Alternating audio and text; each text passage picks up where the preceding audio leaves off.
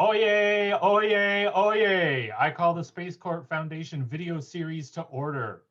Welcome, my name is Nathan Johnson, and I am co-founder and executive director of the Space Court Foundation. Thank you for joining us today to continue our video series with The Fate of the Outer Space Treaty, Finding Its Place in a New Era of Space Security. The Space Court Foundation is a 501c3 educational nonprofit corporation that promotes and supports space law and policy education and the rule of law.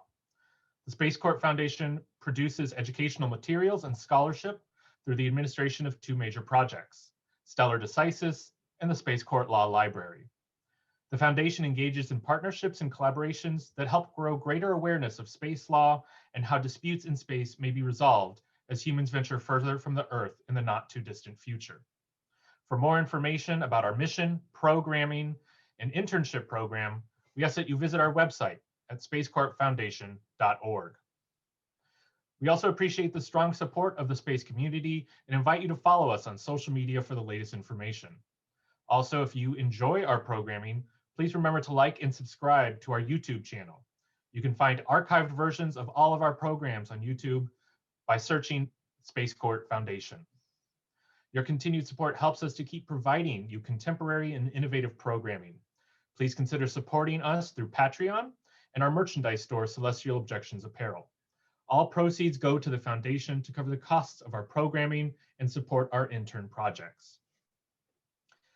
Today, once again, our moderator is Daniel Porras. Daniel serves as the Director of Strategic Partnerships and Communications at the Secure World Foundation. Previously, Daniel served as the Space Security Fellow at the UN Institute for Disarmament Research, where he focused on political and legal issues surrounding space security.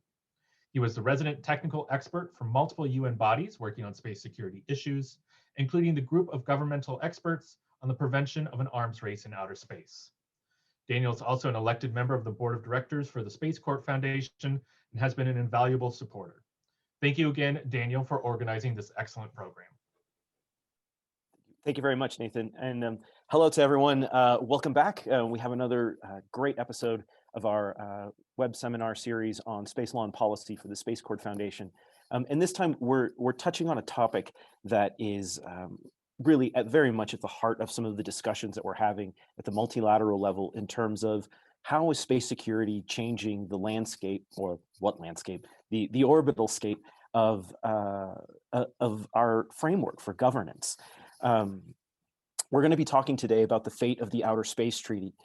The Outer Space Treaty was adopted in 1967, and the space environment, needless to say, has changed drastically from what it was back then. We've seen an incredible amount of commercialization of space activities, and worryingly today, we're starting to see tendencies towards the weaponization of outer space, meaning that we're starting to see the development of weapon systems and counter space capabilities that can target and potentially disrupt or even destroy satellites. So we're left wondering, are the rules that we currently have for outer space sufficient to prevent some of the worst case scenarios that we might imagine with conflict in space? The Outer Space Treaty, the foundational document of so many of the rules that we rely on, only has a few references to space security, or references that are applicable to space security. Article 3 says that international law applies to all activities in outer space, but how do we apply the Geneva Convention to space? You know, what are some of the concepts like use of force or proportionality? How do those things apply to space? We haven't really explored that. Article 4 tells us that we can't put nuclear weapons or weapons of mass destruction in orbit. But what about conventional weapons and weapons that target objects in space, or potentially, though we haven't seen it yet, targets on the ground? And then, of course, we also have other smaller things like the Limited Test Ban or Partial Test Ban Treaty, which prevents the detonation of nuclear weapons out of the atmosphere. But what else? And do we need other things? Do we need a new outer space treaty? And so see, these are some of the questions that I'm delighted to have invited some of the top experts and diplomats in this field. These are some of the folks who are working daily to help shape some of the policies and laws that one day will be applicable in outer space. So I will introduce each one of them in due course. But first, I would like to start off with our first speaker, former Ambassador Paul Meyer, who is a fellow in international security and adjunct professor of international studies at the Simon Fraser University. He's also a senior advisor to ICT for Peace, and he has served as the chair of the Canadian Pugwash Group since 2017. Prior to these posts, however, very excitingly, Ambassador Meyer had a 35-year career with the Canadian Foreign Service. His diplomatic postings, including serving as Canada's ambassador and permanent representative to the UN in Geneva at the Conference on Disarmament. He currently teaches an undergrad course on diplomacy at Simon Fraser University, and very often writes great papers on some good ideas for what we can be doing for space. And so, Paul, I wanted to ask you first, you wrote this great paper that proposes a protocol to the Outer Space Treaty in terms of providing some support for it. What do you see as being some of the greatest threats and challenges right now to space security? And how could a protocol potentially help mitigate some of these challenges? Yes, well, thanks, Daniel, and hello to everyone. I do think this is really quite an important topic that we're broaching today. Now, as a career diplomat in an earlier life with a focus on arms control and disarmament policy, there was an aspect of global attitudes towards security in outer space that puzzled me. In brief, this was the contrast between a clearly expressed wish to preserve outer space for peaceful usage, including precluding its weaponization, and the lack of a purposeful action by states to achieve this goal. The aspiration has been affirmed regularly via resolution, which the UN General Assembly has adopted on an annual basis since 1981, with wide support. In the most recent 2020 vote in the General Assembly, this resolution was adopted with 185 yes votes, 2 no votes, the United States and Israel, and no abstentions. This Porras resolution, an acronym for the prevention of an arms race in outer space, specifies that this objective, quote, including the weaponization of outer space, should be achieved through, quote, further measures. The resolution also recognizes, quote, that the legal regime applicable to outer space by itself does not guarantee the prevention of an arms race in outer space, and that there is a need, quote, to consolidate and reinforce the regime and enhance its effectiveness. Now, the legal regime being referred to is the 1967 Outer Space Treaty, which in my opinion is one of the great unsung achievements of multilateral diplomacy in the 20th century. This foundational treaty imparted a special status to outer space as a form of global commons beyond any, quote, national appropriation or claim of sovereignty. Now, think of the conflict prevention element to this. Recall how many terrestrial wars and conflicts arose over territorial disputes or clashing claims of sovereignty. The treaty also specified that the exploration and use of space should be for peaceful purposes and, quote, for the benefit and in the interests of all countries. The Pacific orientation of the treaty was further manifested in a prohibition against putting into orbit weapons of mass destruction and a comprehensive ban on the militarization of the moon and any celestial body. Now, the treaty's prohibition on placement of weapons in space, as Daniel has already noted, was limited to weapons of mass destruction. And hence, it is not surprising that those supportive of the Pacific aims of the Outer Space Treaty would seek to extend this ban to all forms of weaponry. Such a step would give legal expression to the political intent being regularly affirmed in the Porras resolution. High-level expression of support for this action was voiced by the then Canadian Prime Minister Paul Martin in his September 2004 address to the UN General Assembly. He stated, and I quote, "What a tragedy it would be if space became one big weapons arsenal and the scene of a new arms race. In 1967, the United Nations agreed that weapons of mass destruction must not be based in space. The time has come to extend this ban to all weapons." End of citation. Well, 4 years after Prime Minister Martin made his appeal, China and the Russian Federation presented to the Conference on Disarmament their proposal for a treaty to accomplish this aim of the non-weaponization of outer space. This treaty on the prevention of the placement of weapons in outer space and of the threat or use of force against space objects, fortunately better known by its acronym PPWT, has, however, received something of a chilly reception. The United States in particular has criticized it for definitional deficiencies, lack of verification provisions, and failure to cover ground-to-space weapons. The sponsors of the draft have provided a rebuttal to some of this criticism, but the Conference on Disarmament has not provided a forum conducive to further discussion of the PPWT, as it has been in a state of gridlock for now over 20 years. And China and Russia have so far not been prepared to take their treaty proposal elsewhere. In my opinion, a simpler vehicle could be employed to give legal expression to the non-weaponization goal, namely an optional protocol to the Outer Space Treaty. An optional protocol is a legal instrument that supplements an existing international treaty. As the word optional indicates, the protocol does not automatically bind the states parties of the original treaty, but must be separately agreed to by the states concerned. Optional protocols have been widely used in international human rights law, as well as in some arms control agreements. One of the advantages of this approach is that it provides a supplementary agreement to the widely supported Outer Space Treaty, which currently has 110 states parties. That is aligned with its specific orientation and extends its existing weapons prohibition.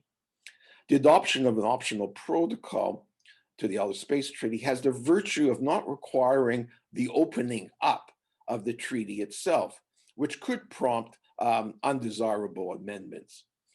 The negotiating process for an optional protocol could be undertaken utilizing existing UN machinery, either through the Committee on the Peaceful Uses of Outer Space, or if consensus agreement was not possible in that body, via UN General Assembly mandated process, or even by means of an ad hoc diplomatic conference. If kept simple, an optional protocol that extended the Outer Space Treaty's ban on WMD to all forms of weaponry should not be overly complicated to draft. An objection to this approach could stem from the question of defining a space weapon, as has been raised in the past. In my view, there could be two ways of responding to such a definitional challenge. One, offer up a definition, or two, don't attempt to define the term. If the latter option seems odd to you, consider such arms control and disarmament agreements as the Nuclear Non-Proliferation Treaty, the NPT, or the Comprehensive Test Ban Treaty, the CTBT. You will search in vain for a definition of a nuclear weapon in the NPT or of a nuclear explosion in the CTBT. And yet both of these treaties enjoy wide support and high standing. Alternatively, a suitable definition of weapon could be developed that would be adequate in the eyes of most negotiators. The PPWT already offers one, which reads in part, and I quote, "Any outer space object or component thereof which has been produced or converted to destroy, damage, or disrupt the normal functioning of objects in outer space." End of citation. Now, such a definition could probably be improved upon but it would seem to offer a reasonable basis for negotiation. Verification could also be raised as a problem for the envisaged optional protocol, as it was for the PPWT. Current verification capabilities, however, appear adequate to provide confidence the violations of the optional protocol could be detected.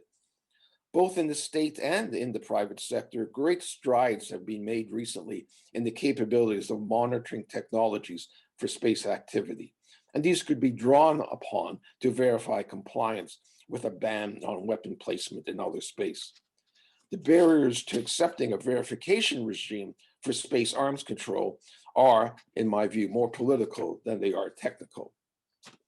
A further objection to the proposed optional protocol, again as was raised against the PPWT, was that it fails to cover ground-to-space weapons, in particular terrestrial-based anti-satellite weapons, ASATs. Again, two approaches to this issue suggest themselves. Ignore this category of weapon and focus only on weapons placed in space, or alternatively, extend the ban on space weapons to cover ground-to-space systems as well. The former option could be embraced as representing an important step towards codifying the non-weaponization of space norm, and one that would be easier to negotiate than one attempting to cover ground-to-space systems. A salient problem that would be faced in trying to cover ground-to-space systems is that it would have to apply to existing terrestrial ballistic missile interceptors that possess an inherent ASAT capability. As the United States has consistently rejected including its missile defense systems in strategic arms reduction negotiations, bringing them on board to a negotiation that might have to be premised on the elimination of these weapon systems appears a diplomatic bridge too far at present. That said, options that cover all or some of the terrestrial-based systems should be explored as well, perhaps in the second stage, when some mutual trust has been established after successful observation of an initial optional protocol limited to space-based weapons. A diplomatic maxim is, don't let the best be the enemy of the good. And that saying is relevant to this question of what might be desirable as an initial outcome of negotiations. Despite the many different diplomatic and strategic considerations underlying space security policy, at the core of this issue is a question of political will. Namely, are the 180 plus states which routinely endorse the Paris Resolution's call for further measures to prevent the weaponization of outer space, prepared to follow through from this position and conclude a legally binding instrument to that end, or are they not? If they are willing, and the mounting counter space threats and growth in space assets provide compelling motives to do so, an optional protocol to the Outer Space Treaty might afford an attractive means of achieving a non-weaponized status for outer space. I thank you for your attention. Thank you so much, Paul. You've given us a lot to think about. I can see my social media and everything else is already starting to blow up with so many questions. But I think possibly one of the people who I would be most curious to hear what they have to say in response is right here with us, Andre. Ladies and gentlemen, let me introduce a good friend. Mr. Andrei Belousov is the Deputy Permanent Representative of the Russian Federation to the UN in Geneva. Mr. Belousov is the head of the Multilateral Disarmament Division, Department of Nonproliferation and Arms Control of the Ministry of Foreign Affairs of the Russian Federation. He's been in that post since 2013. He deals with matters pertaining to the prevention of an arms race in outer space, the BTWC, that's the Biochemical Weapons Convention, the CCW, which is also the on Chemical Weapons Convention, and the UN multilateral other forms of UN multilateral disarmament machinery. He regularly participates as an expert in the work of Russia interagency delegations at various multilateral disarmament fora, and has been a permanent member of the Russian delegation to the UN General Assembly First Committee since 2012. Daniel, Mr. please stop it. Sir, it's Stop it. such an impressive resume. But all right, we'll go straight to the questions then. Sir, Paul just gave us a lot to think about. What do you think? In particular, I think some of the subject matter that he addressed vis-a-vis the PPWT is quite interesting. Do you think that some of the elements of the PPWT could be included in a protocol? Thank you, Daniel, and it's a pleasure to be the guest of such a very important and high-ranking event. Actually, I know Paul for many years. We met with him several times here in Geneva during the work of the CD and during the annual conferences on outer space security. So, and I know some of the other participants, and I would like to thank the organizers for the invitation to be one of the key speakers during this event.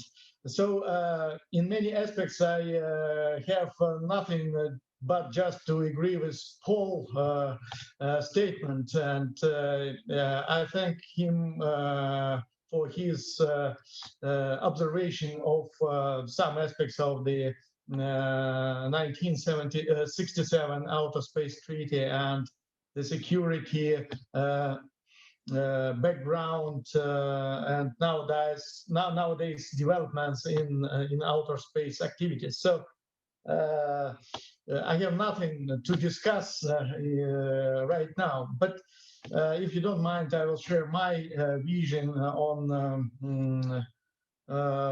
the Outer Space Treaty and and share with you some ideas about the possible ways of strengthening its regime. But first of all, I would like to say that today I participate in this event in my personal capacity and not as the representative of the Russian Federation. I will explain why. It will allow me be more free in my interventions and speak more freely. So, and maybe that will help me to make a better contribution to our discussions. So now back to the topic of the meeting.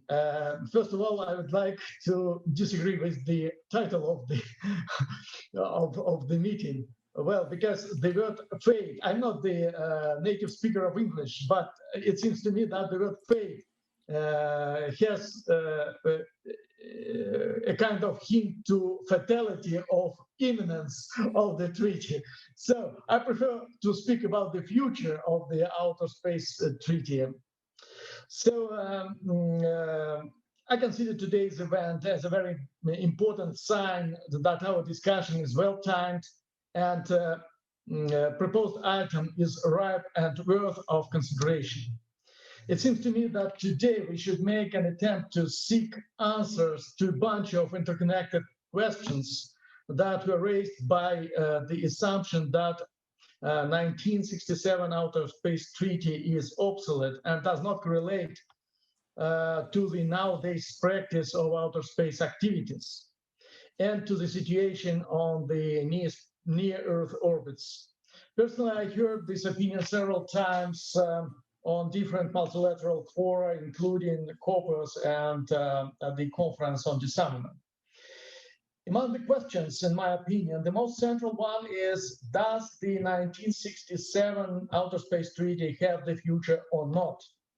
The answer to it definitely specifies the direction of the thinking process in the sphere of exploitation of outer space. The answer is to this core question properly. We need to understand the significance and role of the treaty. I would stress three aspects in this connection.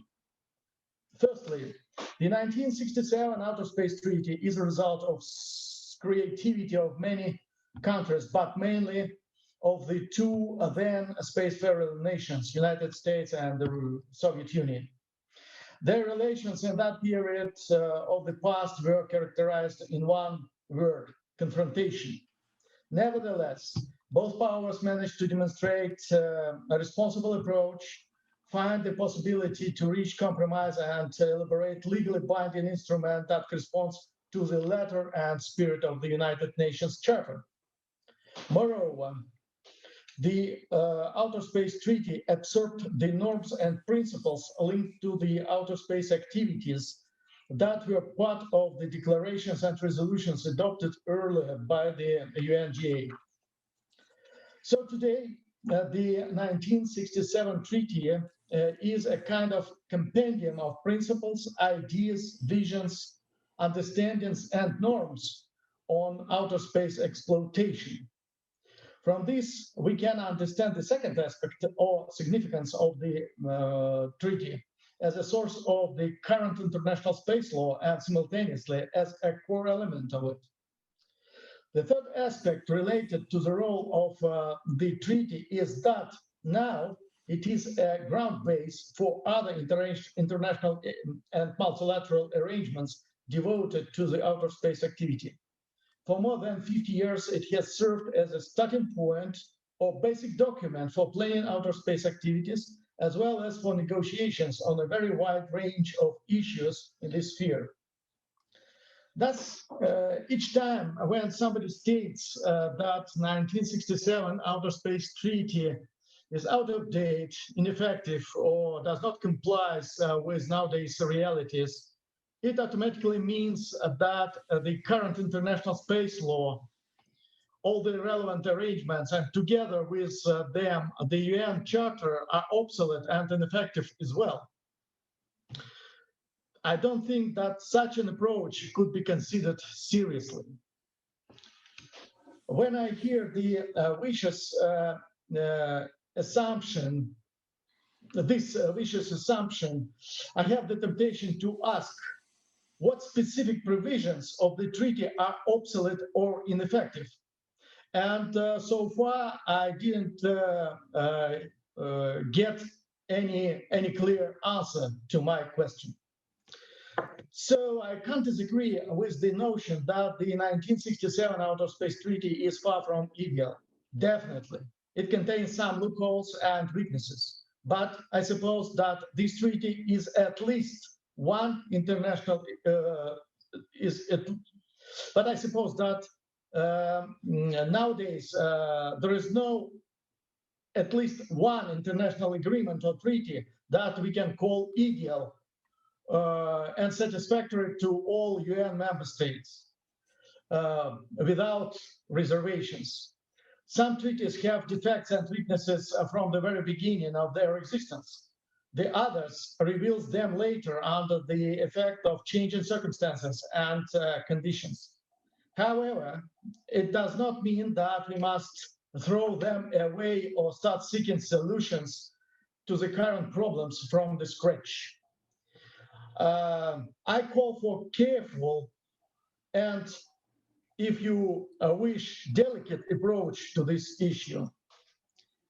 Given the above mentioned, I believe that the 1967 Outer Space Treaty is not only valid and effective, but it is also has a good prospect to stay as the main pillar of international space law in the future. It does not mean that we should consider the treaty as a kind of memorable medal that we have to place under the glass and do not even have intentions to strengthen it or to change it or to strengthen its regime. Not at all. But we must act here very carefully, permanently keeping in mind the famous English saying that the path to hell is paved with good intentions. Of course, there are several factors that make us to throw a fresh look at the Outer Space Treaty. They are well known, and Paul mentioned some of them already, and you mentioned in your introductory statement as well. I personally welcome efforts aimed at analyzing this instrument in order to find proper way to strengthen it and its regime.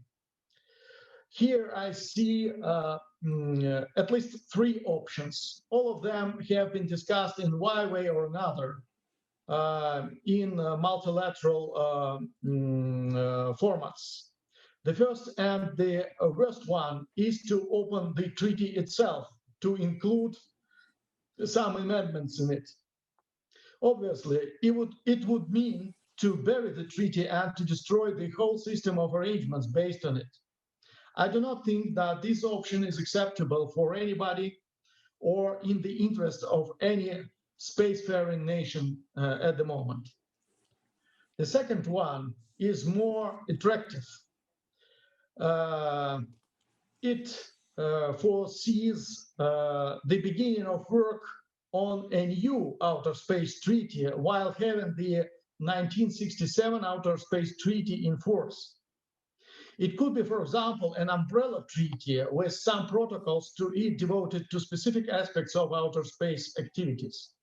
The body of such document could comprise general obligations, provisions on the mechanism of verification, and another one on the mechanism to settle down disputes or to remove concerns. It could also contain some provisions on international cooperation and Porras that are typical to all international agreements. The third option is to elaborate a protocol to the 1967 Outer Space Treaty, but I do not think that this option is workable, especially in the link with the Paris issue. And in the link with the threat of placement of weapons in outer space.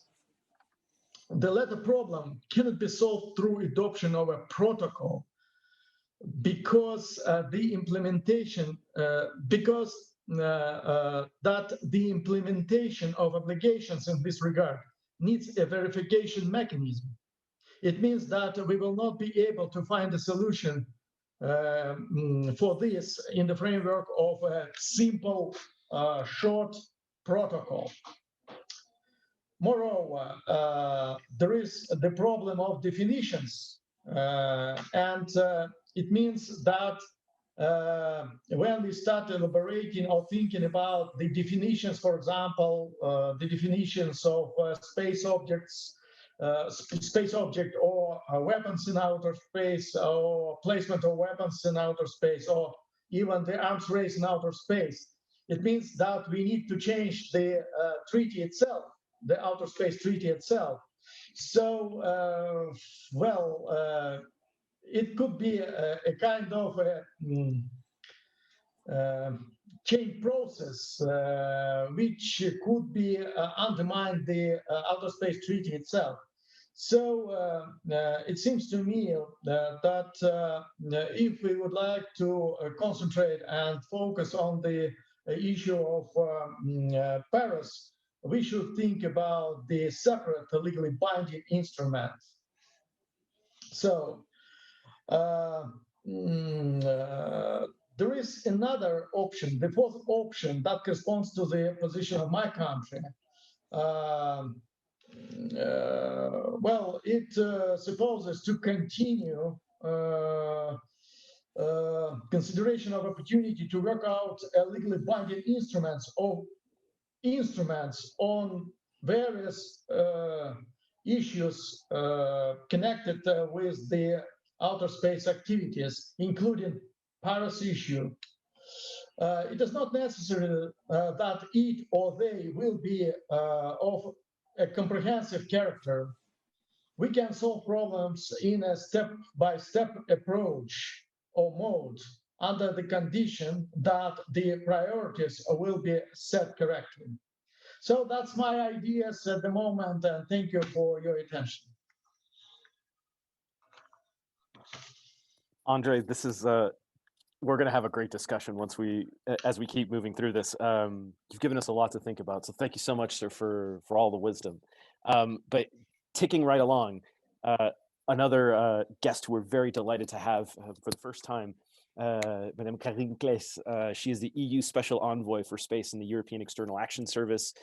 She's been there since July of 2019, and she's the head of the European External Action Service Space Task Force since 2015, and has headed up the security of the EU Space Tools Cell of the EU Joint Situation Center from 2005 to 2011. So again, somebody who really knows this issue inside out and understands not only the technical aspects, but also the political aspects.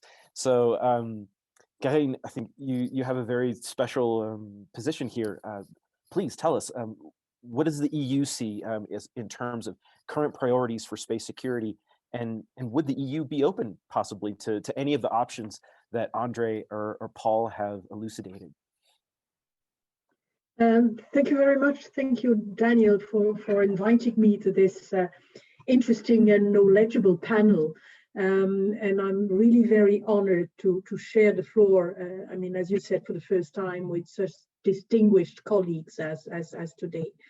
Dear Daniel, you asked me to entertain you about the EU priorities regarding space security.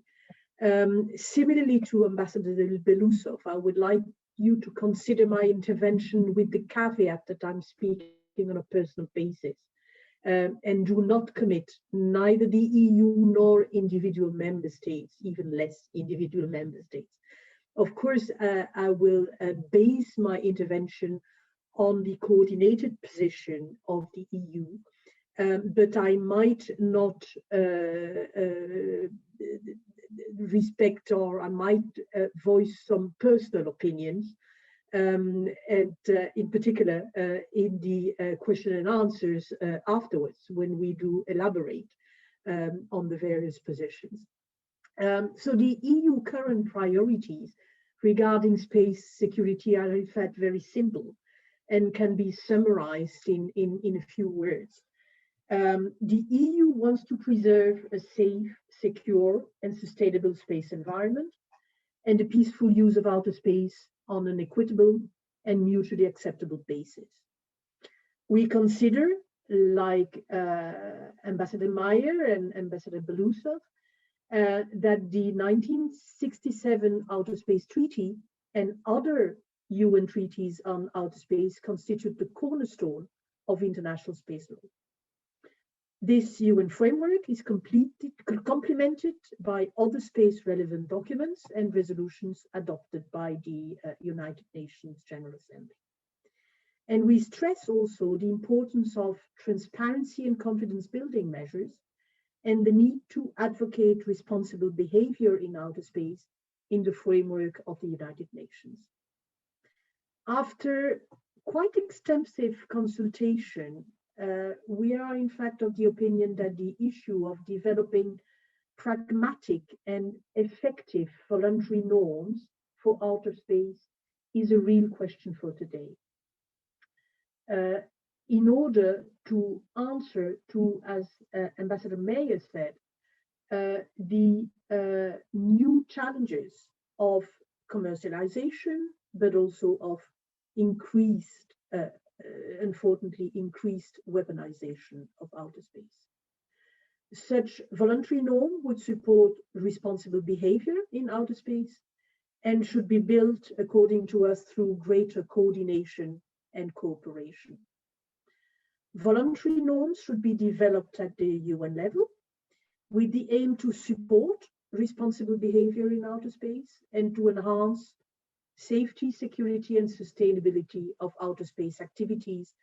Remember those three S's, I will come back on them: safety, security, and sustainability. Given the dual use nature of many space systems and the difficulties in defining what would constitute, you already referred to that, what constitutes a weapon in outer space, we believe that promoting responsible behavior without necessarily looking for a right definition of the terms weapon in outer space would be the right way forward. Voluntary norms contribute to transparency and building confidence in outer space and have to be consistent, of course, with international law. They could be complementary to the transparency and confidence building measures developed in the UN framework so far, such as the consensus report on the UN GGE on TCBMs adopted in 2013. Voluntary norms could establish standards of responsible behavior relating to challenges such as the intentional creation of space debris, which is partially caused by anti-satellite weapon testing. We spoke about ASAT already. The mitigation and remediation of space debris. This might be more safety, but not only. The conduct of rendezvous and proximity operations and the orbiting. The voluntary norms could also establish notification, communication and coordination mechanisms to avoid collisions and misunderstandings. The EU remains strongly committed to the prevention of an arms race in outer space. You have indeed noted that the resolution on Porras meets a unanimous consensus in the European Union. And this is essential for strengthening the international security and stability and for safeguarding the long-term use of the space environment for peaceful purposes. In this framework also, we welcome the resolution 7536 adopted by the General Assembly on the 7th of December last on reducing space threats through norms, rules, and principles of responsible behaviors, calling on all UN member states to submit their views to the UN Secretary General on threats and security risks related to outer space and to share ideas for the development of responsible behaviors to the UN Secretary General for inclusion in a report to the UN General Assembly next year, hopefully. We believe that this represents a further step for the states to define what responsible behavior in outer space might look like, and we would really encourage all states to contribute to this inclusive work. The new resolution could help and should help create a momentum to concretely address space security in outer space through discussions in Geneva, and for more ambitious steps afterwards, which do not exclude the possibility of a new legally binding instrument in the future, but we don't think that it is the relevant moment to do so. The EU will continue to advocate for responsible behavior in outer space, as well as a comprehensive approach in addressing challenges, risks, and threats to the peaceful use of outer space in compliance with international law, and notably, of course, in the framework of the United Nations. As you might know, to that effect, I launched in September 2019 a public diplomacy campaign under the acronym 3SOS for, as I was mentioning before, safety, security, and sustainability of outer space. And also for thrice SOS, 3-time SOS, it is urgent to act. This public diplomacy campaign aims at building support for a safe, secure, and sustainable outer space, promoting a sustainable approach to space by avoiding collisions, reducing the creation of long-lived orbital debris, and promoting transparency and confidence building measures in an effort to reduce the risk of mishaps, misperception, and mistrust in the area of space security and stability, which would reduce, according to us, the risk of conflict in outer space. The target of that campaign are policymakers, industries, think tanks, academia, space agencies, and the scientific community throughout the world. And I think this is really very important, across the geopolitical spectrum, in order to raise awareness and build a common understanding on the need to act swiftly and jointly for a sustainable outer space. Remember this thrice SOS. There is a need for a timely, global, common, and multilateral solution. It is important to act swiftly. A better common understanding of risks and threats to space systems and services is required. This would be the basis for multilateral efforts to reduce and mitigate such risks and threats in order to preserve a safe and secure space environment for all humankind. I hope that we will be able to work jointly, dear Daniel and dear fellow panelists, in this direction for the benefit of humankind at present, and if I may say so, as a very young grandmother, also for future generations. Thank you. Thank you so much, Karin, and congratulations on being a grandmother. Thank you. So the social media is exploding with lots of great questions. You're all giving us so much to think about. And so I would like to hand things over though to Dr. Patricia Lewis. She leads the International Security Program at Chatham House. She also used to be the director of the UN Institute for Disarmament Research. So in a way, she very much set the momentum for a lot of the work that I did. Patricia, we've heard so many fascinating comments today, diverse perspectives. You really have you had a big overview look at these moving pieces. What can you tell us about what could potentially go forward, what role the Outer Space Treaty can still play, and how we bring all these disparate stakeholders together to support the Outer Space Treaty or do something with it to ensure that we can continue using outer space the way that we want. Thanks a lot, Daniel. And yeah, thanks very much to all of my colleagues on this panel, because you've been fantastically rich discussion so far. And I'm really enjoying the questions and answers comments as well.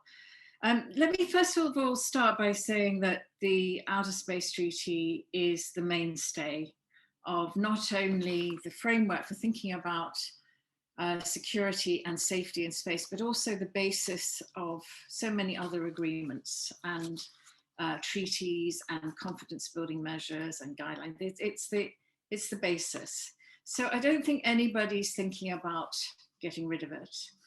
And it's really important, I think, to say that. The other thing to say that's also very important is that we're in a rapidly changing environment in space. And we've got new actors and activities in space. We've got new users of space data. We've got new threats to space assets, to ground stations, to the information that passes through space. So we're in a very different environment to 1967. And one of the problems that we've had with the Outer Space Treaty might have been as a result of politics, might have been a result of some complacency, but it hasn't been nurtured in the same way by the meetings of things like meetings of states parties, of review conferences and stuff, in the same way as other treaties have been. And I think this is a problem that has been growing for some time. There have been attempts to hold informal review meetings. The non-governmental organizations, obviously the various UN bodies try to do what they can to nurture it. But in terms of a health check on the treaty, that has not been happening in the way that it has for other treaties. And there has been a very disconcerting resistance to doing this, where people have quite deliberately put this out as if it were an attempt to amend the treaty, but it's not. It's a health check. It's just like we have for other treaties. And if you don't do these regularly, then the treaty tends to ossify. It's not a living treaty as it could have been. I don't think it's dead at all, not at all, quite the reverse, but I do think that it needs some serious injection of vitality into it. And thinking about things like protocols, thinking about things in which we can do to augment the treaty and support the treaty for the future are really good ideas. I think what we need to do in going forward is to really be clear about the different ways in which we approach the issue of space. And contained within the treaty, within the Outer Space Treaty, there is both the peaceful uses, and it explicitly says that, and there is also the concerns about security and weaponization. And it explicitly refers to weapons of mass destruction, nuclear weapons, but it's also there embodied, if you like, in the peaceful uses. And in their wisdom, our ancestors, when they were sorting all this out, separated out the two into the peaceful uses component and the security components. And there's very good reason for that. And I think we need to also learn from the space environment for other things like cyber, where in dealing with peaceful uses, there's so much more agreement and so much more ways forward. There's so much more in which you can apply science and technology and expertise in an arena in which people can find agreement perhaps more easily than you can in security, for very obvious reasons. Security is a contested space, right? And so if you merge the two and you bleed them into each other too much, then you start to lose that distinction and you start to pollute each of the different ways of dealing with the issues. And then you can get paralysis in both.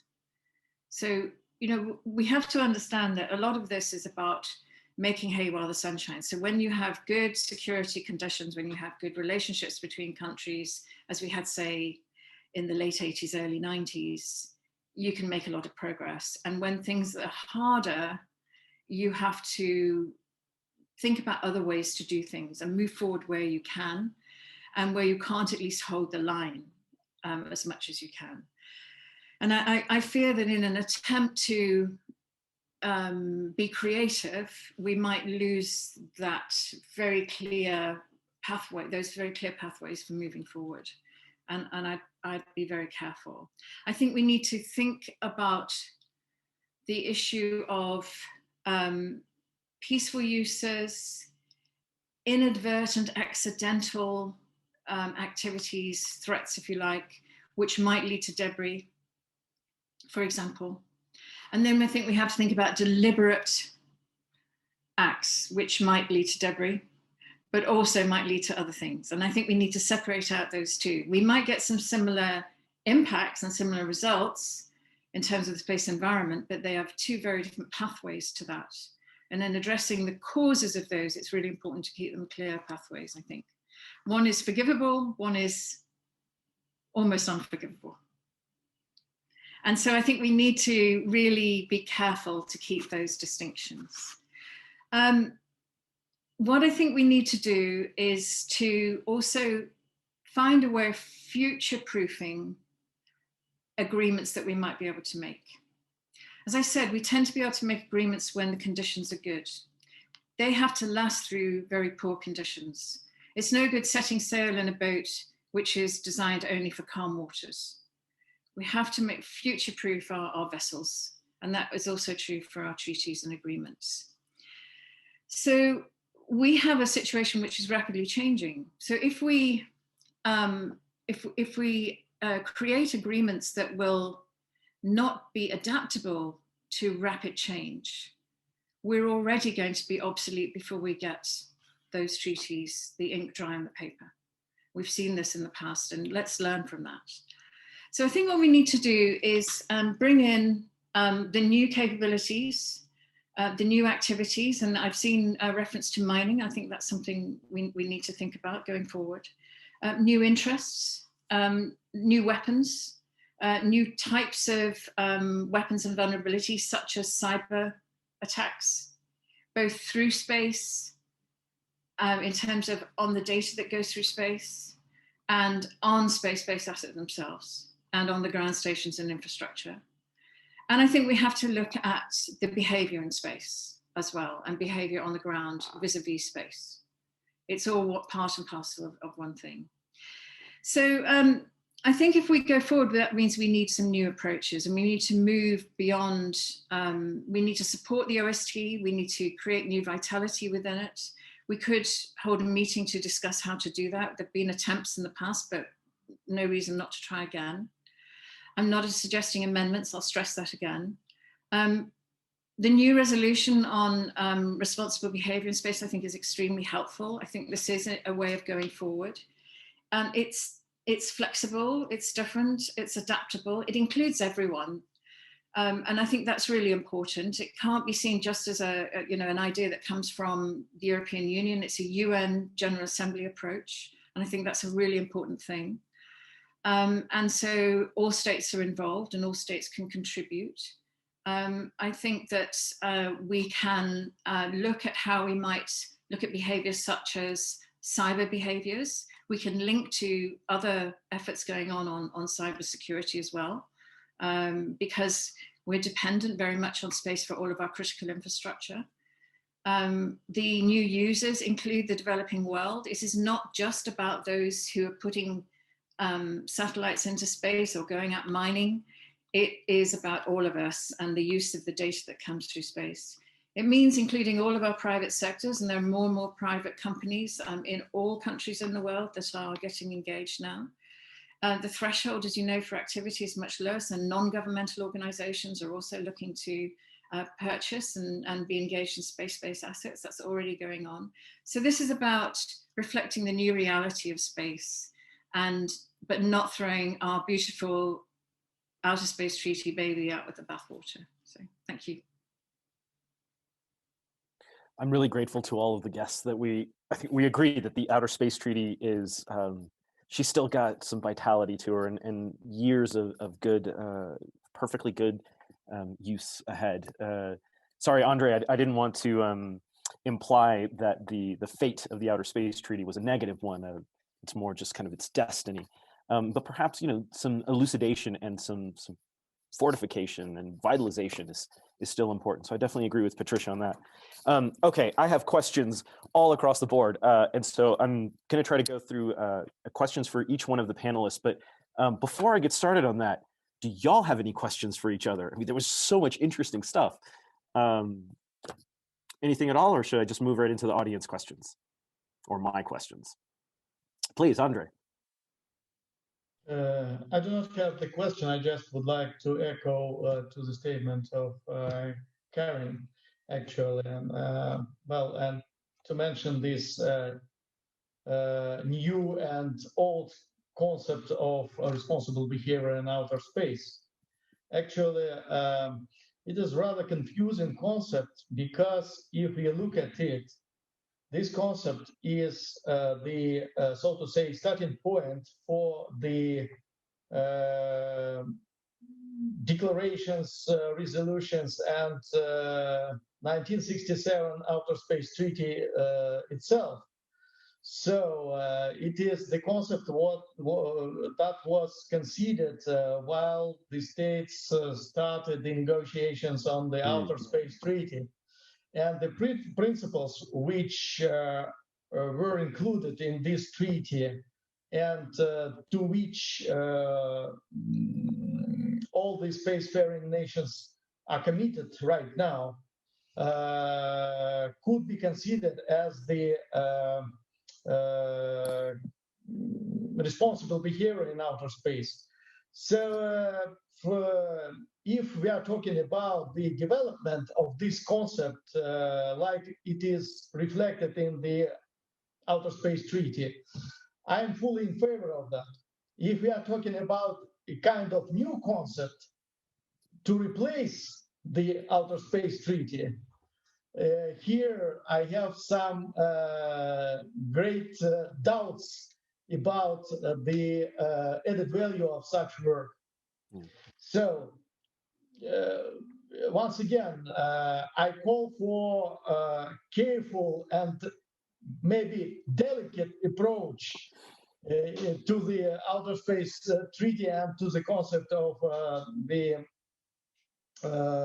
so-called responsible behavior in outer space. that's my comment. And if you don't mind, there are a couple of interesting questions from the other participants. I just would like to react to them.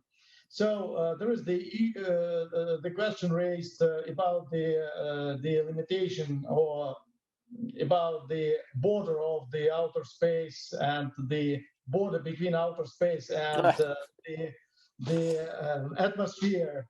So it is very interesting and a very difficult issue. There is a kind of definition of the border of the outer space which was adopted for the purposes of International Union of Electricity. This issue was discussed several times in Porras, and the Russian Federation prepared in 2016, I suppose, the working paper on this issue.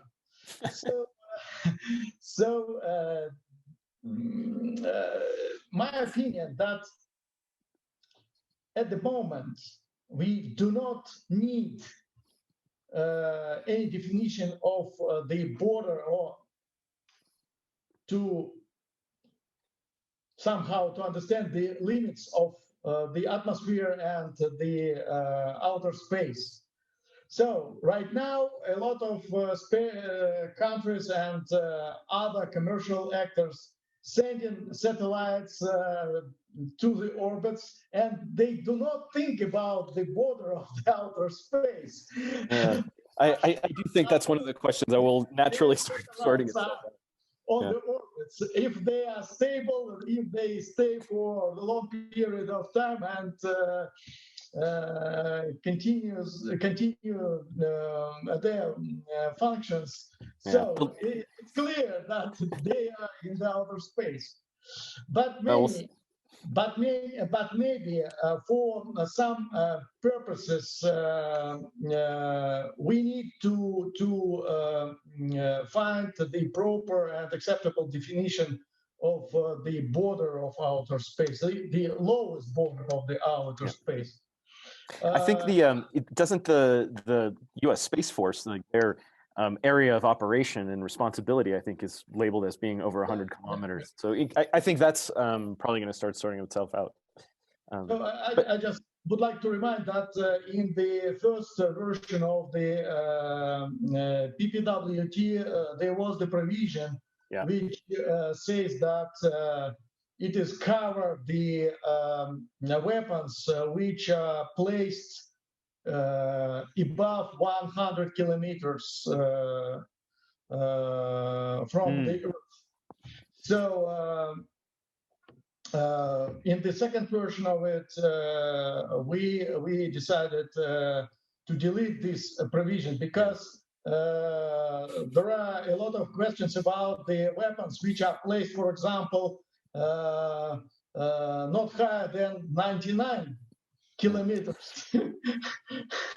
so that question is very interesting, but at the moment I don't think that it is very important for the security issues. Not yet. If you don't mind, Andre, I would like to start jumping into some of the questions from the participants, and I do have somebody hopping up and down in front of me from Victoria Sampson. Paul, this one is coming for you.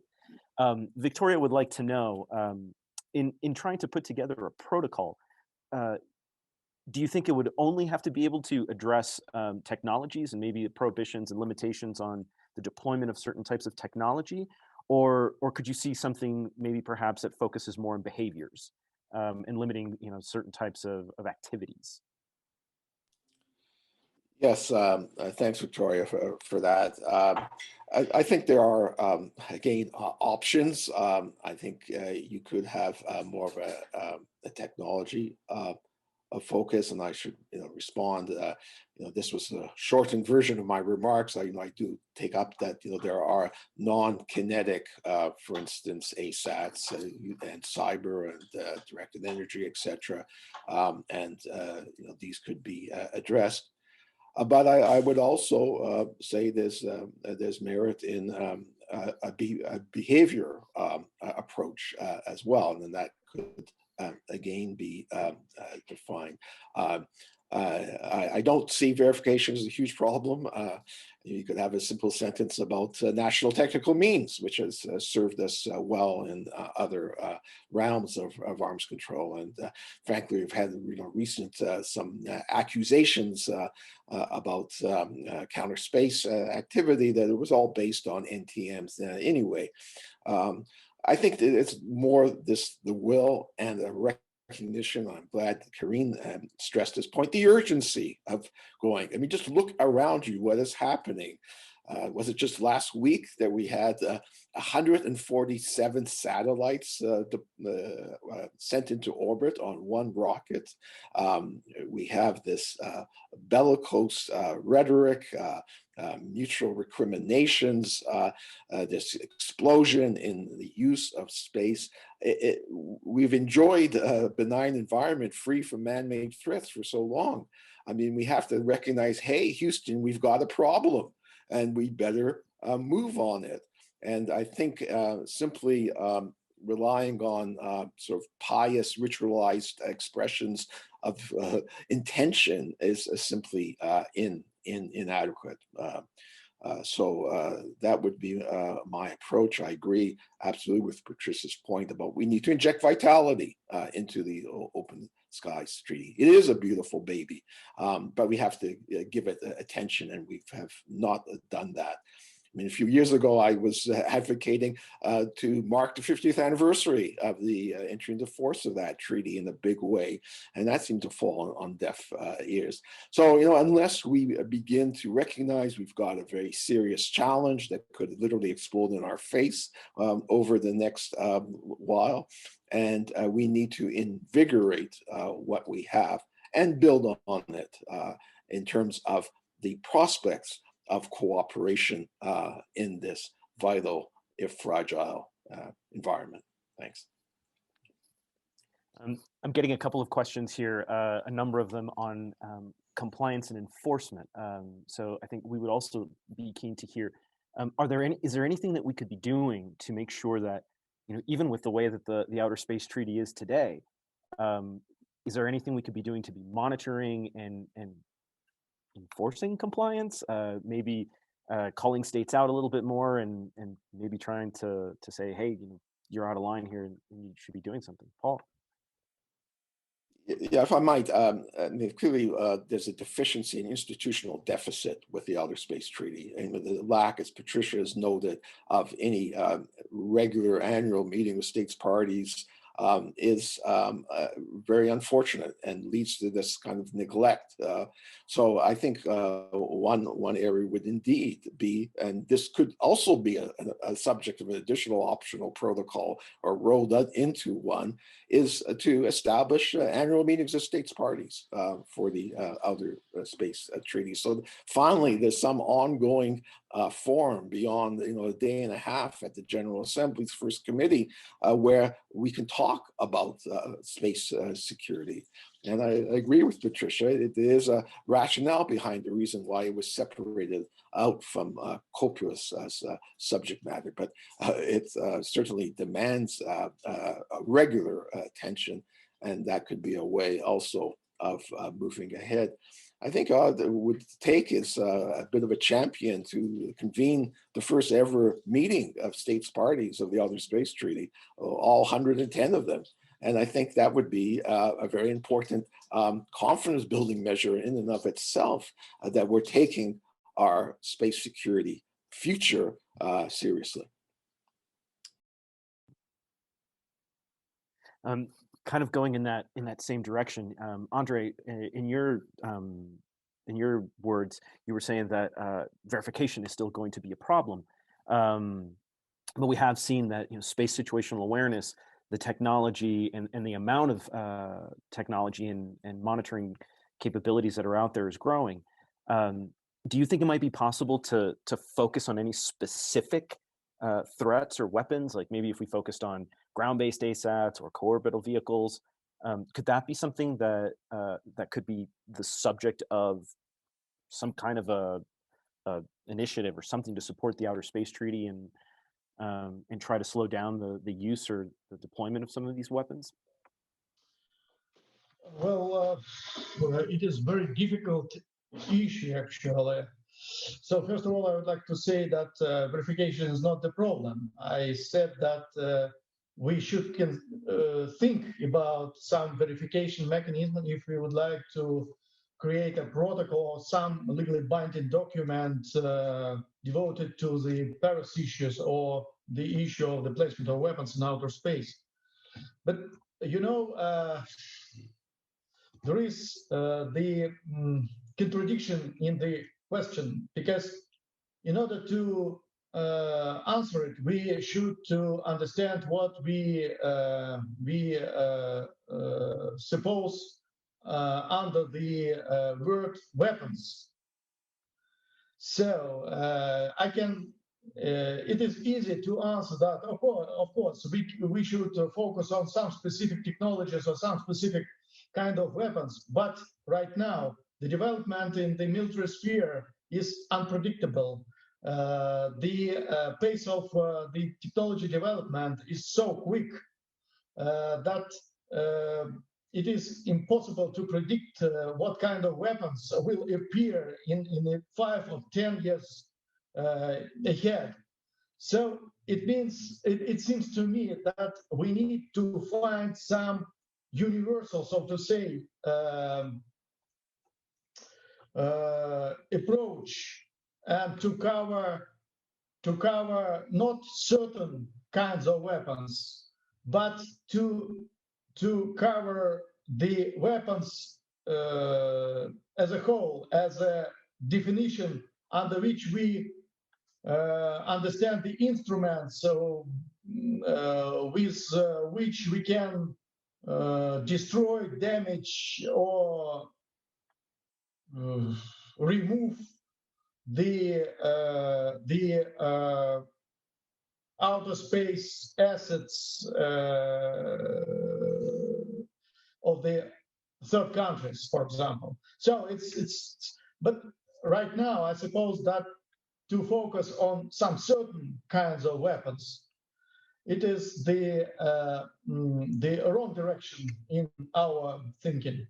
So, but of course, we should take into account the specifics of different spheres: the cybersphere, the outer space sphere, the ground sphere, and so on and so forth, because there could be some obligations devoted to, for example, anti-satellites, terrestrial systems, the other obligations devoted to the strike systems placed in outer space, to the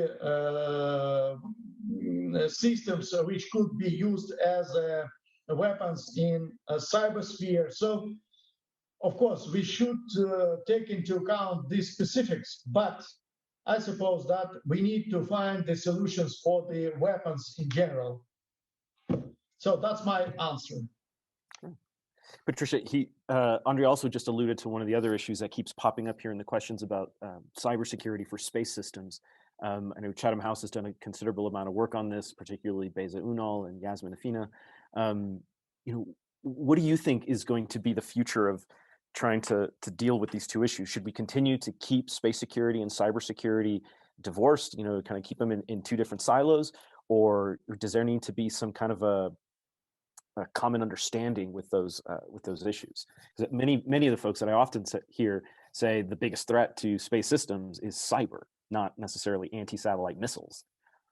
So the way I like to think about this is that our space-based assets in orbit are cyber platforms. They are platforms for communication.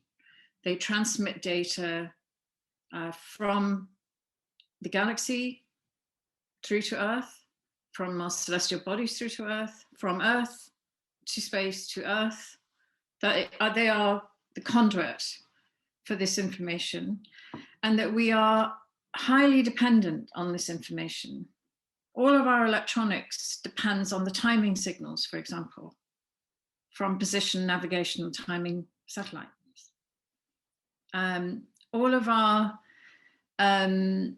critical infrastructure relies on those electronics. It relies on the data. They are interdependent on each other. Our transport systems rely on space.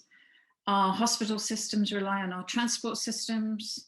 Our hospital systems rely on our communication systems, and they're all dependent to a large extent on space.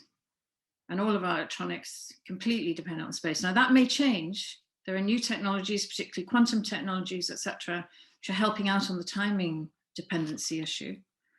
But we're nonetheless highly dependent. So when you start to look at cyber attacks, it's not just on the assets themselves to turn them on, to turn them off, to move them. That's going on. This is one of the new activities that I was talking about. It's also about the interference with the data. And most significantly, the interference with the data without people understanding that that data is being interfered with. So when you had jamming, like if you jam a signal or you spoof a signal, right? We've got ways of knowing that the signal has been jammed, obviously, doesn't come through, or spoofed, because we've got all sorts of consistency checks in the signal. Very clever stuff. When it comes to digital, it's much, much harder. And, you know, if you were to, for example, send signals that contain digital information that was manipulated, and you didn't know that, you could have absolute chaos within your critical infrastructure, within your transportation infrastructure, and so on. So this is why I think we have to see this as a very major security issue. It is about human security at its very basic level. So it's a human security issue, it's a state security issue, and it's a humanitarian issue, because it would have devastating impact on humanity. So the question you have is, do we keep it in space? Do we keep it in cyber? I don't care. We need to address it. And if we address it from two ways, that's fine, but it is a security issue. It isn't just a cyber crime issue. That's going on too, definitely. But this is a major security issue, and I don't think we've been paying it anywhere near enough attention. Well, I just point out that in another part of the UN force, there has been the development in 2015 of consensus group of governmental experts report that enumerated a set of 11 voluntary norms for cyber operations, one of which is the non-targeting by cyber means of critical infrastructure on which the public depends. And clearly, much, if not all, of our satellites now are connected with the provisions of services regarding that critical infrastructure. So there has been some normative development in the UN context, but it is clearly something that is relevant to both the cyber realm and the space realm. Yeah, absolutely. It's going to be very interesting to see how that starts getting put together. Karine, I have a couple of folks have also laid out a few questions for you as well. You talked about norms of behavior and coming up with voluntary measures to try and promote sustainability in space and security. Is it an either or question? Potentially, could the adoption of norms maybe lead the way eventually to the discussions of a legally binding instrument and a treaty or a protocol of some sort for the OST? Thank you very much, Daniel, and to the folks having asked that kind of question. Indeed, I think that it is not an either or. Like many things, it can be an and. But we all know, having worked in the UN Fora for quite long, and some of you for much longer than I did, that to elaborate legally binding instruments takes a lot of time. And it is now really urgent to act swiftly already. So I think that a voluntary instrument is a step towards a further step afterwards. The ideal would indeed be to have a legally binding instrument, but it will take time. And therefore, I think that it would be good to start with voluntary instrument, with defining good behaviors, with transparency and confidence building measures, all those things that lead to a common understanding, to better confidence, and then on that basis we can start thinking about the next step. But I would tend to think that a legally binding instrument is a bit too ambitious in the short term, considering the existing situation. We have seen, and you have reminded us about, or Paul has reminded us about, the fact that quite a lot of discussion have been blocked for a long period of time. In Copios, for instance, I think that the adoption of the LTS guidelines was an unblocking situation, which was very welcome. The working on behaviors and on TCBMs practically with possibly a voluntary instrument, I think could be such an unblocking situation in Geneva, and lead the way forward to more ambitious goals in a second stage. That actually seems to me like perhaps one of the more logical diplomatic routes, in the sense of because there is such a large majority in the UN that still says, we would like to see a legally binding instrument, but perhaps a more step-by-step approach to actually make that feasible and make it possible could be the route to go. So folks, we're starting to run out of time here. There's still quite a few questions left, but some of these I think we'll have to leave to be responded to afterwards if any of our guests would like to do so. But would anyone like to have any closing words? Maybe comments about, hey, there's a new US administration, and certainly they're already taking a very different tone towards these issues. Do we see possibilities for any new movements on these issues? Please, I give the floor to all of you so that you can finish up. But Paul, let's start with you. Thanks, and of course it is a hopeful time. The Biden administration has not fully articulated its approach, but I would be hopeful that it would retire the official description of outer space as a war-fighting domain in which dominance is to be sought. I think that's extremely counterproductive, and it would also be appropriate to reorient efforts. I think also, because this Zach Wagner made this question earlier about the contesting the global commons aspect of outer space, which the Trump administration in its dying days also did. I think that's a retrograde step, and I would hope the Biden administration would embrace again traditional U.S. views that treated outer space as a global commons. And indeed, the whole emphasis on multilateral approaches. Frankly, we can, walk and chew gum at the same time. So I think we can be developing legally binding instruments alongside further transparency or confidence building measures.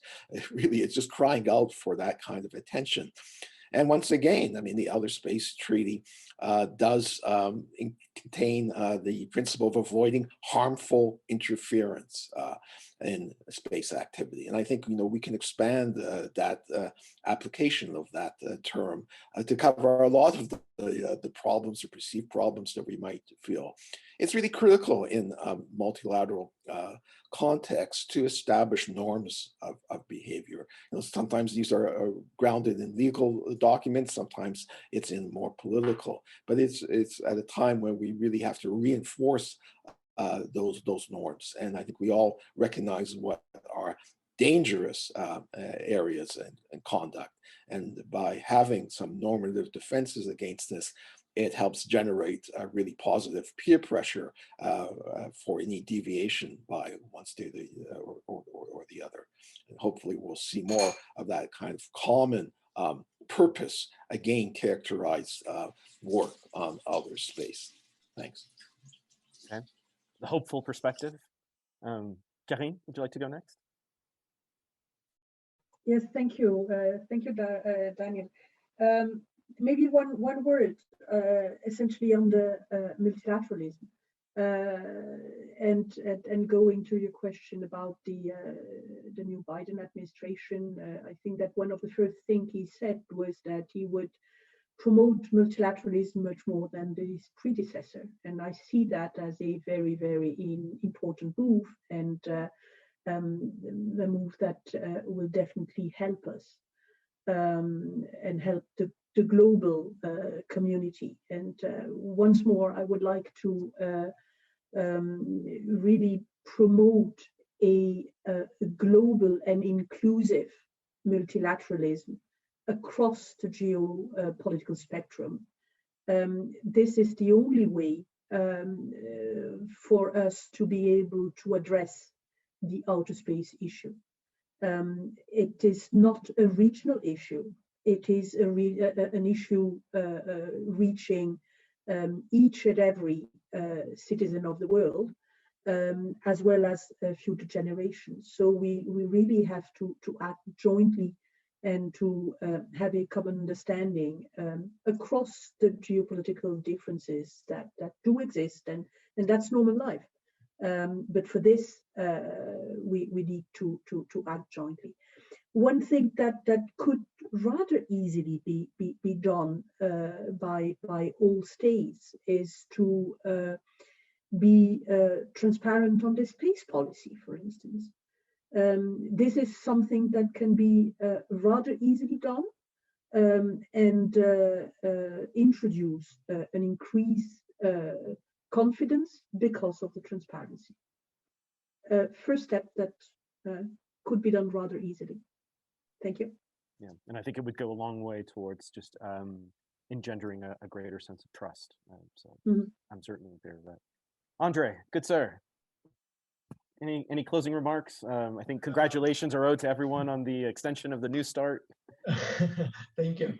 Well, I just would like to thank once again the organizers of this event, and to mark that for me, this exchange of opinions was very useful. I would like to thank all the panelists for their brilliant ideas and for sharing with me their ideas and opinions about the Outer Space Treaty and about these three S's: security, safety, and stability in outer space. I like this concept very much, actually. So thank you once again, and it was a pleasure to be the participant of this event. Thank you, Andre. And likewise, I think you'll win the award for best backdrop we've ever had on this show. So thank you again for making time for us. Patricia, any last words? Yeah, just a couple of things spring to mind when Andre was speaking. I'm very much taken with the fact that the US and Russia got going on strategic stability talks again last year, and now that the New Start agreement has been extended, and they're going to have to go now into negotiations about follow-on. It'd be really good to continue to look at how the bilateral relationship can help strengthen that strategic stability, whatever that means. I've never really fully understood what is meant by strategic stability, but at least it has some meaning to both of them. And I think space obviously comes into that, cyber comes into that, everything comes into that. And the more that they can talk about that between themselves, I think the better off we'll all be. And then I just wanted to go, we've talked a lot about, it's been mentioned quite often, the responsible behavior issue. And I'd like to just link that in the final remark that I'm going to make to the OST, to the Outer Space Treaty. because throughout that is threaded the concept of responsibility.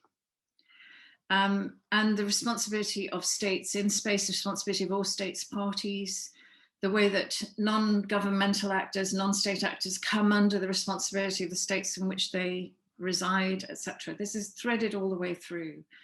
And I think that if we can make those links for that responsibility from that treaty as the framework for thinking about the responsible behavior that we all have to show in international security frameworks, including in space, I think that will really unite us in at least the approach and the way in which we have to be responsible to our citizens in the world, to provide the protection, to provide the benefits at space, and to keep those benefits safe for them, so that then we can have better human activity. And you look at what we've been doing over COVID, how we've been worrying about, quite rightly, about the devastating impacts of this awful disease. We need to think the same passion about how we need to protect space-based assets and the information we get from them for the benefit of us all. So on that I will end. Okay. I'm always a little bit disappointed at the very end of these events because we don't hear the traditional clapping, but this one goes on behalf of all of the many, many participants that we've had. Thank you so much for this really engaging conversation. I think wow, you've given me so much to think about, and I'm sure all the folks who are listening in will also be writing to us and asking many more questions. So once again, on behalf of the Space Court Foundation and all the other organizations that help us bring this together, thank you so much to our speakers. Thank you to our audience. Hopefully we'll be announcing our next web seminar here pretty soon. And thank you for being so civil and having such a great discussion. Good night, everyone, or good day, wherever you are.